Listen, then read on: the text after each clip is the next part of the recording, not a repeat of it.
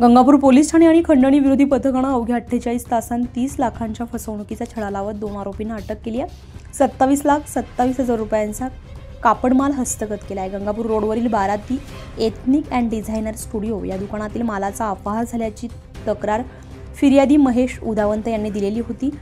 त्यांचे भागीदार युसुफ शेख यांनी सीसीटीव्ही बंद करून विक्रीची रक्कम आणि ब्रँडेड कापड लंपास केल्याचा आरोप आहे।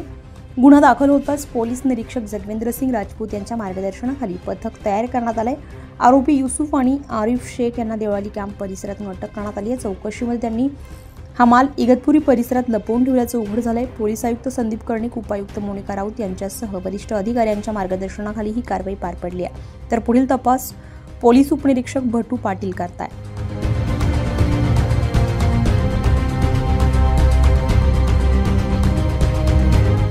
न्यूज पोलखोलसाठी नासिर पठाण, नाशिक।